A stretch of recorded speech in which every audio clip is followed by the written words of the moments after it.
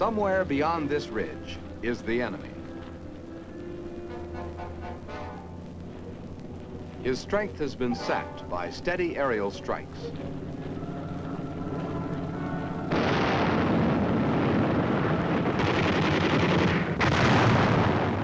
And heavy artillery barrages.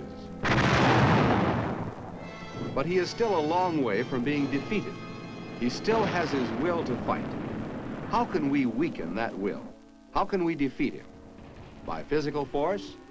Yes, that's the most effective way.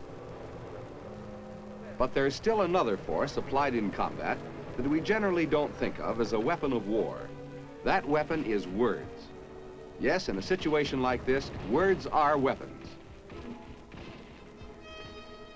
Now that the enemy has had a strong dose of our military power, the impact of words may provide the final persuasion. Words that go something like this. Soldiers of North Korea, you are surrounded. Your comrades are dying. You will die next. There's just one hope. Leave your positions tonight. This is psychological warfare, or at least it's one phase. As a weapon of war, psychological warfare is no novelty. It is as old as war itself. But the use of this force as an integral part of combat has now taken on new forms. And it works in many different ways. The printed word and the spoken word both hammer away at a single objective: defeat the enemy. On 25 June 1950, the enemy, his morale at its peak, had few weak spots that could be attacked psychologically. Still, within 48 hours of the outbreak of fighting in Korea, the UN began waging its Psy-War battle in support of our military objectives. First operations parallel the early techniques of World War II, when psychological warfare played a big supporting role in the military theater. Initially, Psy-War was forced to conduct a defensive action. Its propaganda was designed to uplift the badly sagging morale of the South Koreans.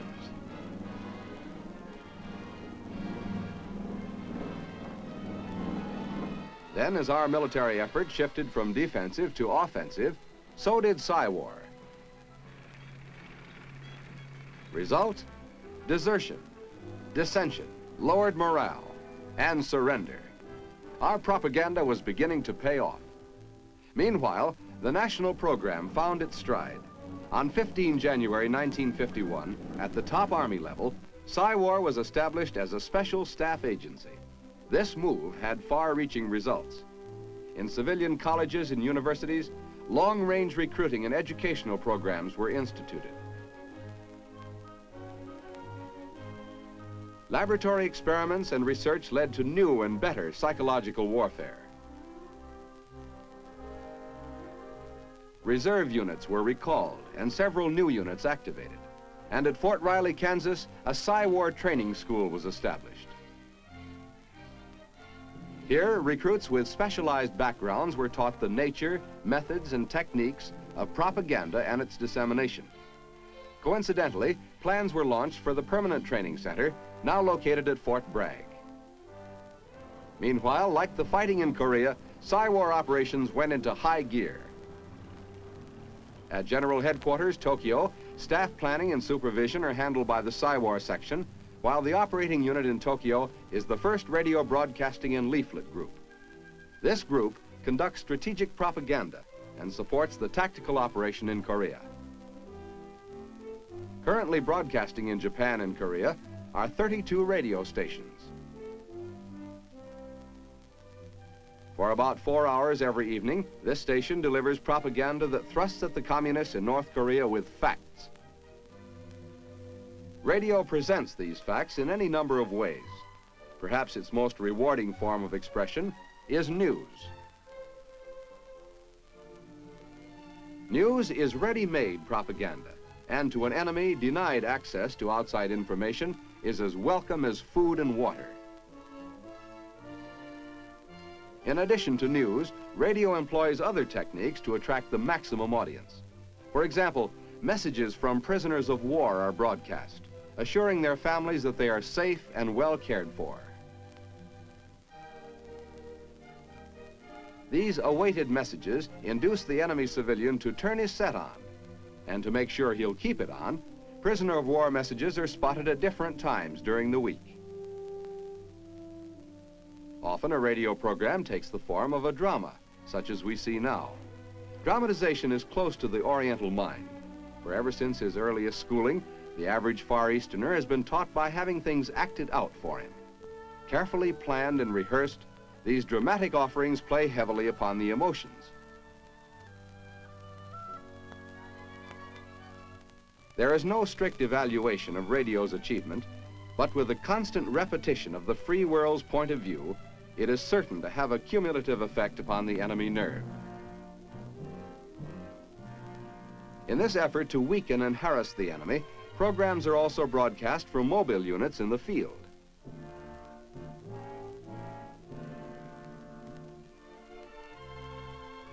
Completely self-sustaining, they perform in numerous ways, as a relay station for larger networks, as a stopgap to fill a temporary void, or to lend direct support to the tactical operation.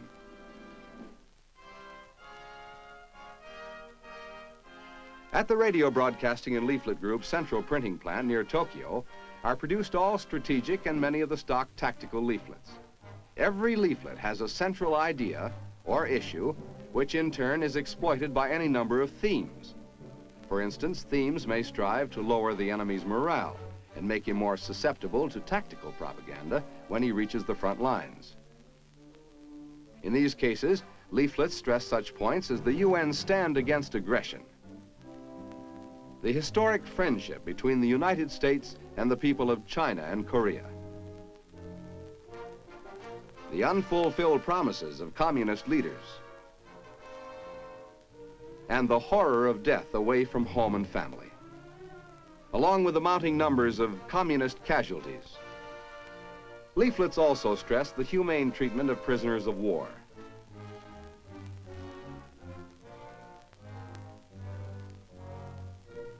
And finally, the methods of surrender.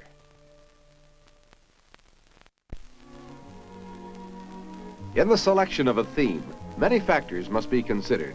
Does it capture the interest of the audience? Does it hold that interest? Above all, does it establish confidence in what we're saying? A theme has been selected. The theme is needless death. First, an artist prepares a dramatic piece of art, and the theme comes to life with a grief-stricken mother, visualizing the pointless death of her soldier son.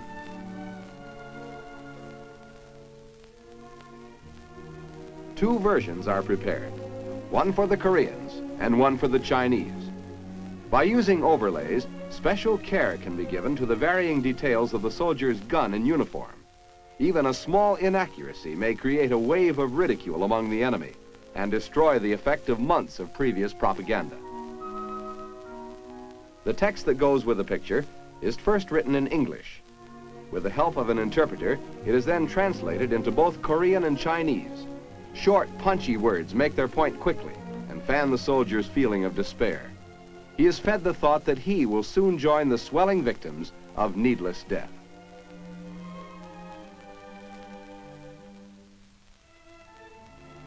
The final draft is then reviewed, carefully checked for errors. In many red units, offenders found reading UN literature have been shot by the firing squad, while their comrades were forced to look on.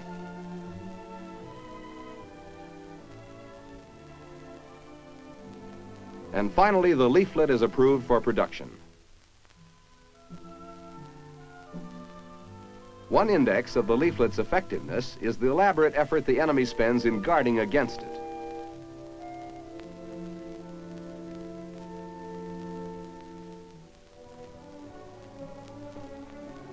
As a weapon of psychological warfare, the leaflet is invaluable. Chinese and Korean soldiers are especially impressed by realistic drawings and photographs. Moreover, the leaflet is far more permanent than the spoken word, for it can be read and reread.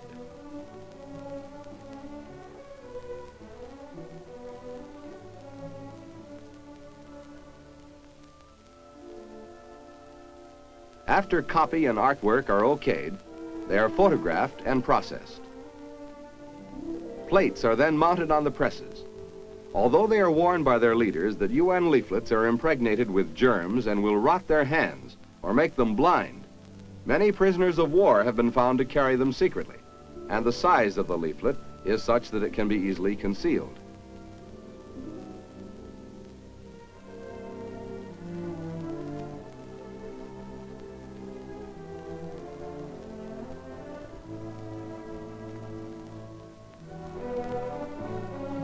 Leaflets are then packed in rolls so that the maximum number can be carried in one load.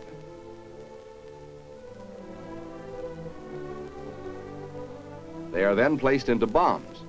Normally, each bomb accommodates about 22,500 leaflets of lightweight paper. Bombs are systematically loaded into trucks and transported to the airfield. This B-29 is about to range deep into enemy territory. It is a fighting craft, equipped to take care of itself against enemy attack.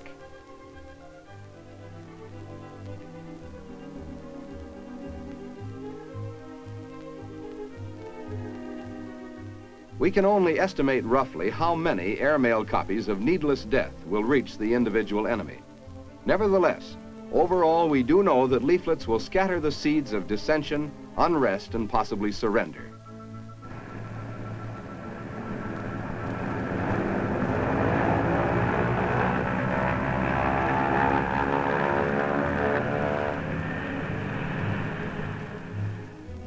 In Korea, tactical propaganda is handled by the Psywar Section, G3, 8th Army. Operating under this section in Seoul is the 1st Loudspeaker and Leaflet Company.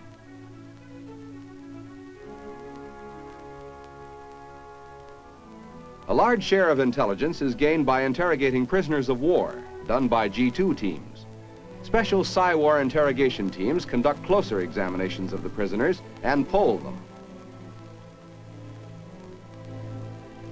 Often they speak freely and offer important facts about the conditions they left behind them in their own front lines. This information, when evaluated and interpreted, indicates how effective our past propaganda effort has been. It also supplies the basis for further speaker broadcast and leaflet themes.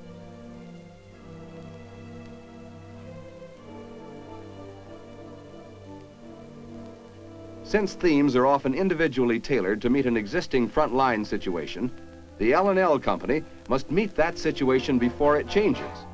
So that our propaganda can take advantage of the psychology of the hour, tactical leaflets are run off on the company's own presses, which can operate in buildings or in vans. Leaflets are disseminated in two ways. First, by air, as we have seen, and second, by artillery shells.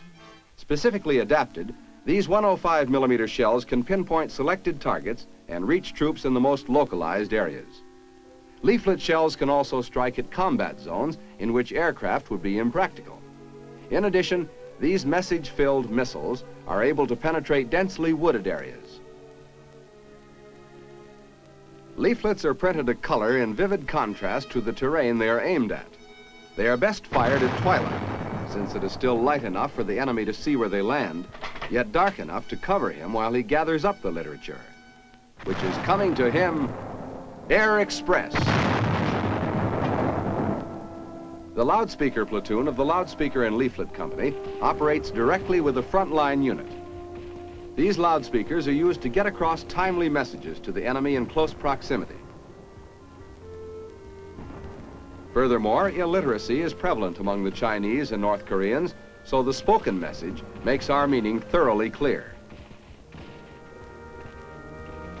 When more mobility is desired, loudspeakers are mounted on tanks. The physical force of the tank, coupled with the psychological force of the loudspeaker, is an ideal example of Psywar's most effective performance.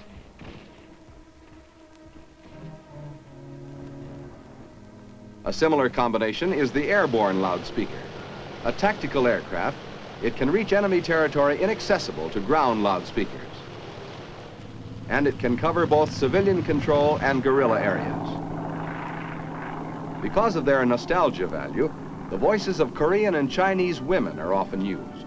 Some enemy soldiers feel that if a woman can fly over their positions, the communists must be losing the war. In the time that lies ahead, still newer methods of propaganda are growing out of research and experimentation. For Psy-War and its media of expression are dynamic, always learning surer ways of breaking the spirit of the enemy. These are the Psy-War soldiers. They alone do not win victories in combat, but they have a potent weapon which they use to the utmost to support the infantryman, the gunner, and the tanker in inflicting decisive defeat upon the enemy.